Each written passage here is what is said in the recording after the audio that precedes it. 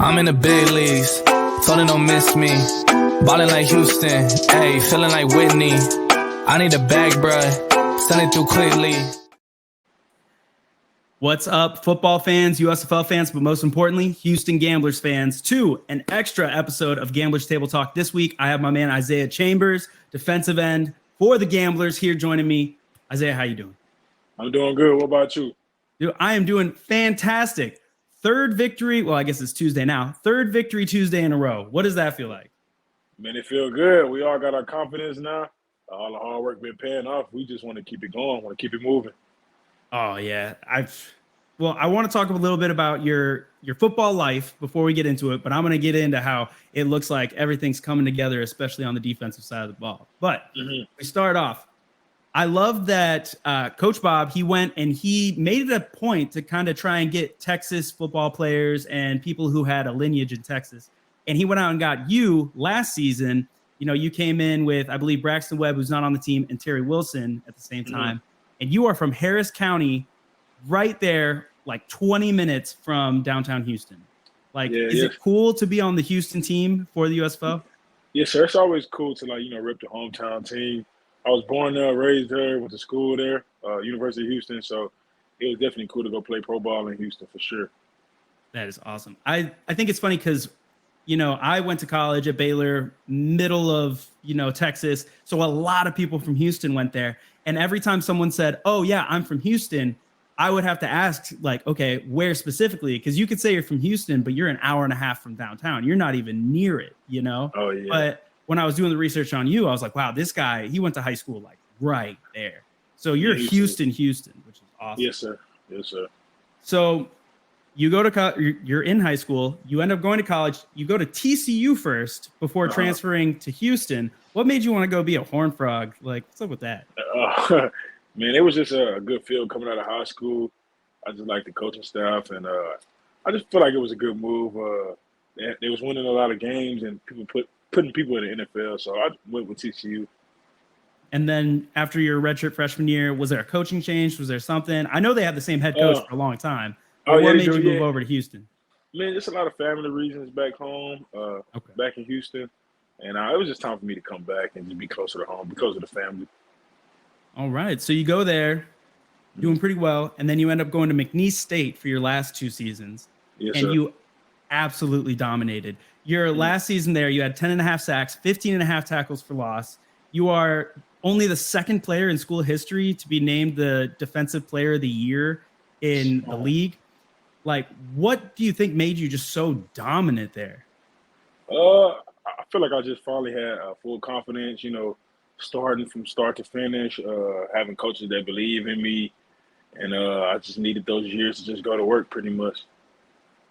Well, it worked because your stats there were crazy. Yeah, and then you don't see a lot of draft buzz about people from the FCS, let alone like McNeese specifically. But I went out and I got this card that you did so well at McNeese that you got a rookie card and you signed it. And I need to ask, is this your actual signature?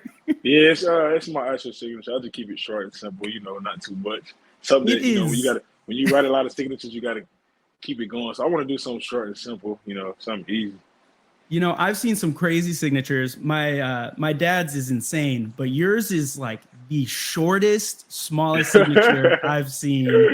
I got that card. I put it in a nice case. I'm going to put it up here behind me soon. Like, I just thought that was awesome that you were at McNeese State and you were so dominant that they went out and you had a rookie football card of you. But then your professional career didn't start until you got to the Gamblers, correct? Yeah, yes, sir. So what was that journey like from finishing at McNeese State to moving on to the professional level and going to the Houston Gamblers, who hopefully will be in Houston next season, and you'll be right there close to them? Man, it was difficult a little bit, expected to probably get drafted or signed somewhere after the draft. Ended up doing a rookie minicamp with the Colts, but didn't get to even practice or get on the NFL field yet because injuries didn't pass my physical. So Gamblers gave me a second chance and able to heal my shoulder and just be with the Gamblers and keep it going and just perfect my craft. So I'm just excited to be there, and they'll give me an opportunity to get back in the NFL. Well, Heck yeah. So how did you get in contact with Coach Bob? Was it like he found you or your agent found him? What was that like? I He, always love hearing the stories. man, he pretty much just called me one day. I was in Houston, just pretty much just chilling in Houston, just working out, staying in shape. And he called me one day. Them in the CFL called me like back to back, pretty much the same day. He's like, man, you could come to Birmingham, play these last couple games, USFL. You got to get there by tomorrow. I just got my car, packed my dogs, and just drove up to Birmingham. You said packed your dogs? How many dogs Yes, you got? sir. I got 2 dogs, a What golden kind are doodle they? and a husky. Oh, wow. You have Yes. 2 incredibly energetic and like high maintenance dogs. Yeah, yes, sir. Yes, sir. If anything shows your level of patience, it's definitely the kind of dogs you have. Oh yeah, for That's sure, incredible. for sure. Oh, Yeah, man. for sure. So you pack up, you go to Birmingham, and then do you feel like this season it's been a just completely different experience being able to go through training camp, be there from the beginning, especially with the new defensive coordinator, new D-line coach? Like, Yes. what are the biggest differences for you? I guess the big difference is just being there with training camp, competing for a spot, just like, getting a feel for the team. I come in later on, probably like the last 3 games last year. I'm the new guy.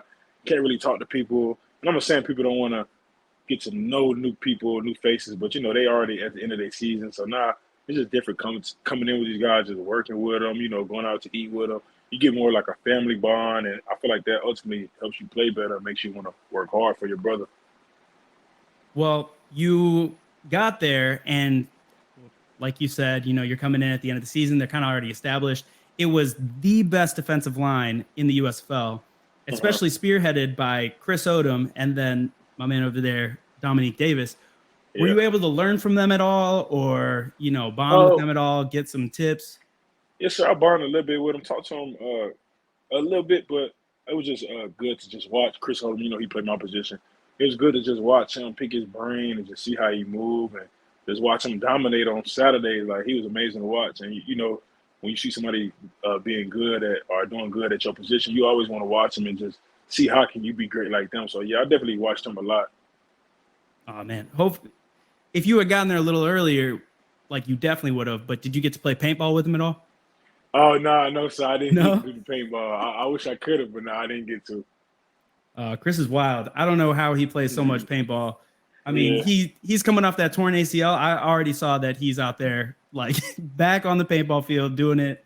He's crazy, but I love yeah. seeing him succeed. Hmm. So coming to this season, you have a new defensive coordinator in Chris Wilson. You have a new defensive line coach in Quan Drake. And I know Quan is high motor, kind of crazy, but a very, very Yeah, nice guy.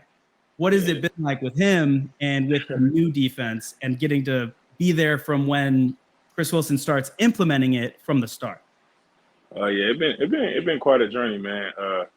Coach Drizzy, he one of a kind. He bring the energy every day. And at first, you're like, oh man, this guy, he need to, shut up and be quiet. But then we just learned to embrace it, and now we bring the energy to him. So we match his energy. He know that every day we come there, he tell us it's gonna be the temperature gonna be 103 degrees. That means it's gonna be hot, and we got to be anxious, and we just got to be ready to practice. So now we just embrace it now, and when we step on the practice field, we just ready to practice. And I think that helped us win some games and help our D line play better. To be honest. That is awesome. I love that. It seems like, there's not really, while there are starters, it's Hmm. not really like there's a starter because there's a constant rotation of defensive linemen coming in. Hmm. So even if it shows, DE2, you're still playing so much. Uh-huh. Get that fly, man. Oh yeah. Like, do you, I don't know, how do you feel about the rotation? Do you like that? Do you think it's great? Is it hard to get into a rhythm, or is it just Oh nice to always no. have fresh legs? I like it, man. We stay fresh. It help us compete. Some games we start. Some games I start. Some games I don't start.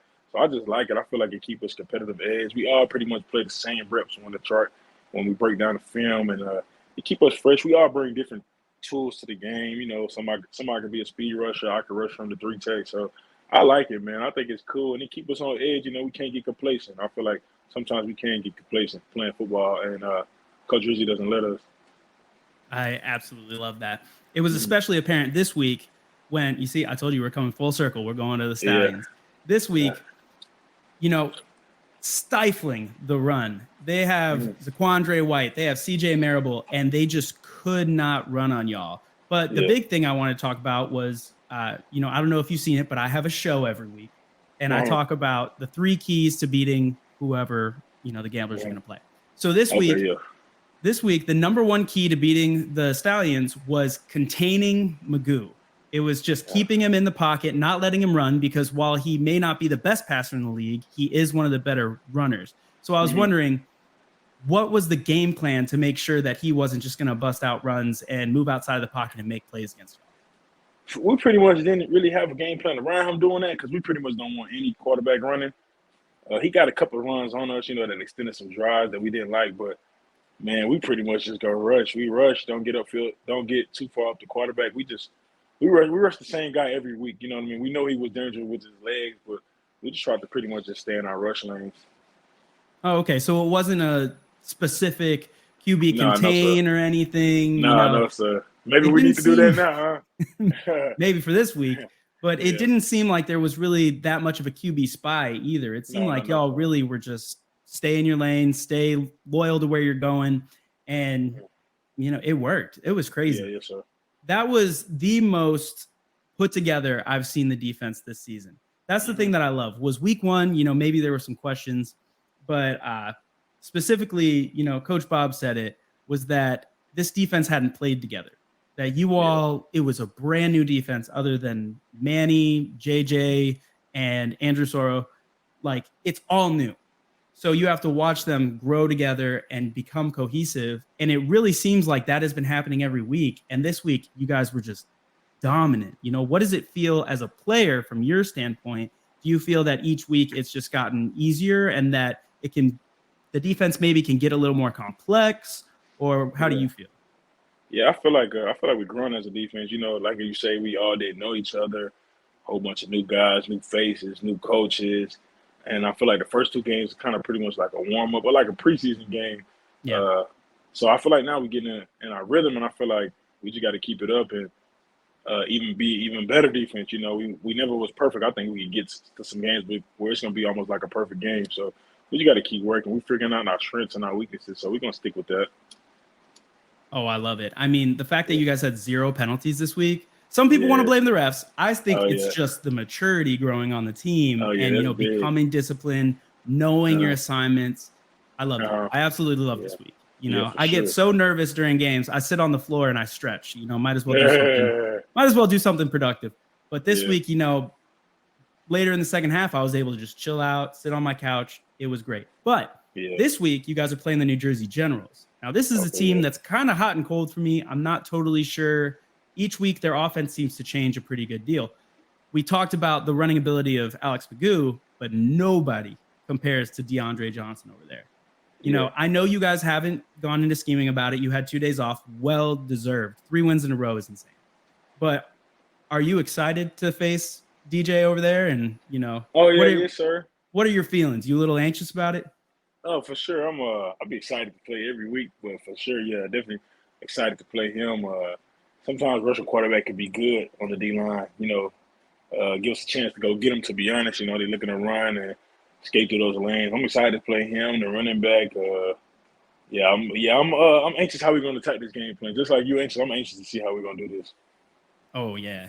I'm going to be stretching a lot this weekend, I feel. It's just DeAndre Johnson is different. He's just different. And I feel like they didn't use him completely last year, and now they're just letting him run, and it's crazy. But, Darius Victor, he's been fumbling a little bit. Yeah, I saw that.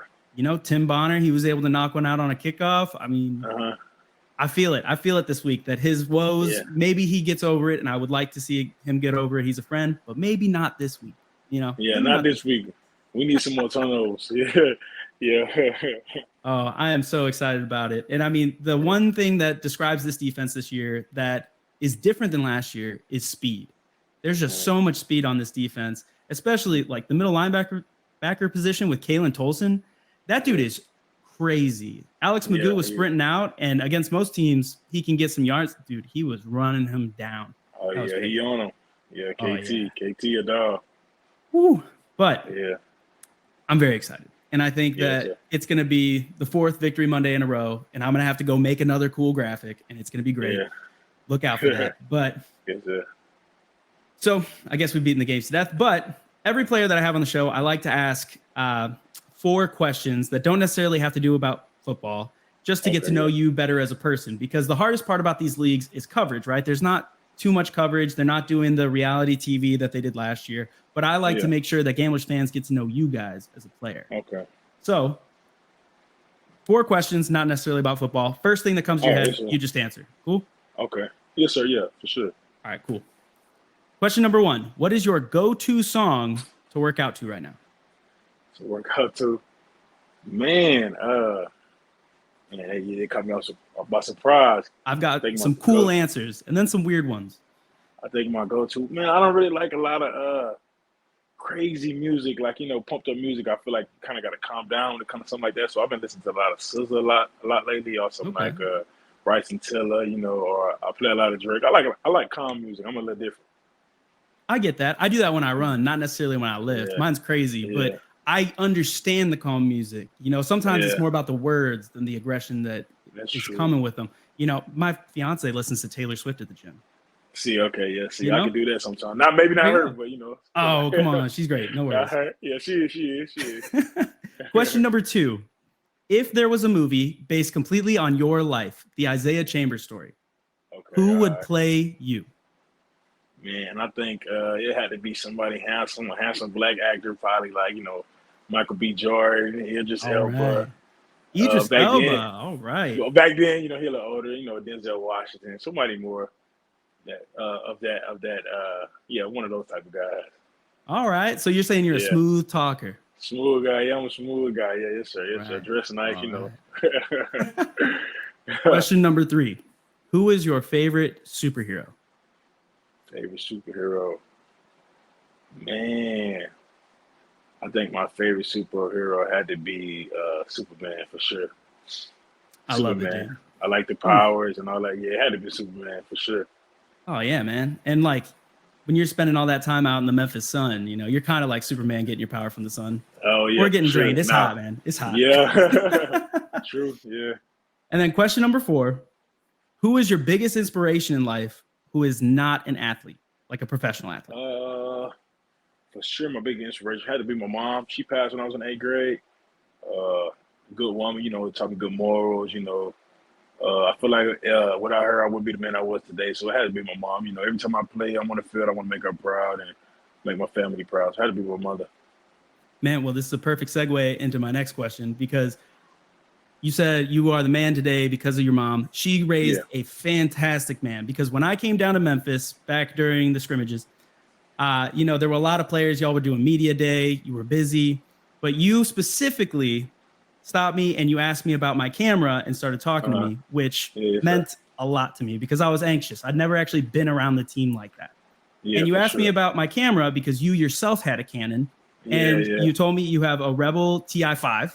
T5, and yes, sir. T5i. And I wanted to know, that's a pretty nice camera. What do you like to go take pictures of? Man, I like to take pretty much pictures of anything. Took some pictures of my sister. She was having a baby. Took some paternity pictures for her, just messing around. My other sister was getting married, took some engagement pictures. Just anything I could take. I've been recording some of my away games, like vlogging, you know what I mean? I just like to take anything pretty much, just testing it, and then I just like seeing my work done and editing and see how crazy a camera can be. Sometimes I feel like the picture can look better than how it looked in person sometimes. I agree with that. Yes, sir. And that's awesome. I wish I would have known that earlier. Like, I just spent a bunch of money on a photographer for my wedding. I could have just been hey, Isaiah, are you busy? You busy? Open bar, come through. Yeah, I would have had you. I would have got you right, man. That would have been awesome. Yeah. All right, Isaiah, well, we've reached the end of the show. And when we do that, we call it the end zone. And when we reach the end zone, I hand the floor over to you. Because we do this as a network to promote the league, to promote our network, but most importantly, to promote you as a player and a person. So I hand it over to you. If you have any shout outs you want to give, a message to Gamblers fans, or if you have your own kind of brand or anything that you want to promote, the floor is yours, man. Yes, sir. Nothing to promote, man. I just want to say everybody be blessed. We're going to keep the train moving. Gamblers fans, we got y'all. We're gonna keep working. We're trying to win all of them rest straight. We got to keep working, man. That's it. Oh yeah, man. I am praying because the next game I know that I'm going to be at is the championship, and I need to see y'all there, man. Yeah, you'll see us there for sure. You'll see us there for sure. But you got to keep working. We'll get there. Oh, trust me. I just saw the USFL power rankings. They just came out today. Y'all were number one. That. Oh, y'all were number one. Okay. I like that. We do our community power rankings, and the Gamblers landed on 2, right behind the Breakers.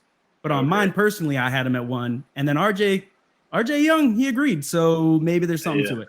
But we'll definitely see this week. If y'all win this week, you're definitely number 1. So good luck to you. Thank you so much for coming on. And again, I appreciate you, your kind words, and taking an interest in my camera when I came down to Memphis. Yeah, no problem. All right. Well, thank you so much, Isaiah. Thank you, everybody, for watching tonight. This has been Gamblers Table Talk, extra episode with an interview with Isaiah Chambers for the first time. Hopefully not the last time. Thank you so much, Isaiah. We'll see you next time. Appreciate you, Ace.